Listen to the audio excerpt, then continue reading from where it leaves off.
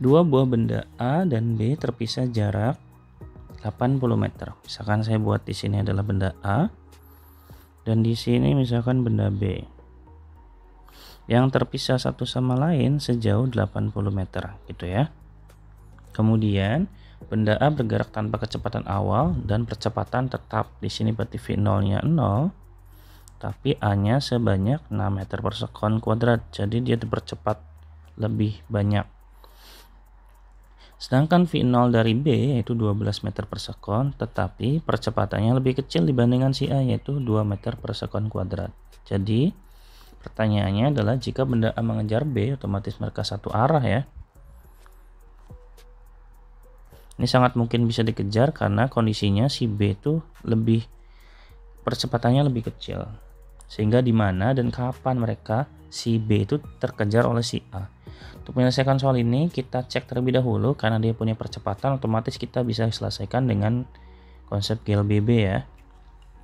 GLBB dengan kondisi atau kasus menyusul.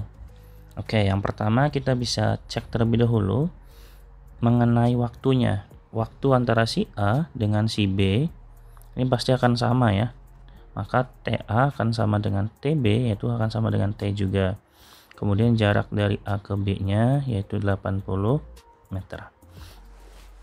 Oke, kita bisa langsung selesaikan dengan konsep menyusul, di mana nanti si jarak si A itu akan ditambah dengan jarak B ditambah jarak keduanya ya, A dan B.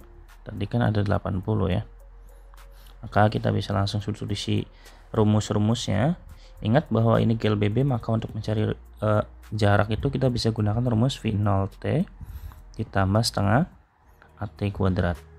Sama dengan ini juga sama, V0T tambah setengah AT kuadrat. Kemudian jarak A ke B nya kita bisa gunakan dari soal 80. V0T-nya karena dari si A itu kondisinya dia tidak punya kecepatan, maka di sini 0 tambah setengah, A-nya itu 6, T-nya kita belum tahu ya, kita tulis ulang saja dulu. Nih kalau yang B V0T-nya 12 dikali T-nya kita kurang tahu juga, ditambah setengah dikali A-nya 2 dikali T kuadrat ditambah 80. Kita sederhanakan agar lebih bagus. Ini jadi 3T kuadrat, sini jadi 12T plus T kuadrat ditambah 80 ya. Maka kita bisa sederhanakan, kita kurangi semua ke kiri jadi 3T kuadrat.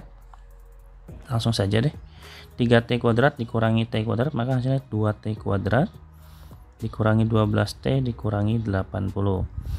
Kemudian kita bisa langsung sederhanakan lagi, kita bagi dengan 2 maka jadi T kuadrat min 6T dikurangi 40. Nah, setelah ini kita bisa faktorkan satu sama lain. Yang kalau dikali hasilnya 40, kalau di jumlah hasilnya adalah negatif 6. Oke, karena di sini tandanya negatif semua, maka pasti ada yang salah satunya positif, ada yang salah satunya negatif. Kemudian perkalian yang menghasilkan negatif 40, maka hasilnya adalah 4 dan negatif 10 sama dengan 0, maka T-nya akan sama dengan negatif 4. Ini pasti tidak memenuhi karena waktu tidak mungkin negatif. Maka T yang paling memenuhi adalah T sama dengan 10. Ini adalah waktu di mana si A itu dapat menyusul si B. Kemudian di mana? Seperti kita akan mencari jaraknya. Maka kita bisa cari jarak si B-nya. SB sama dengan V0T ditambah setengah AT kuadrat. Kita masih pakai gunakan rumus yang sama ya. Kemudian kita bisa cari dengan memasukkan nilai V0 nya itu 12 dikali T nya 10 tambah setengah dikali percepatannya 2 ya, kali 10 kuadrat, maka hasilnya sini 120.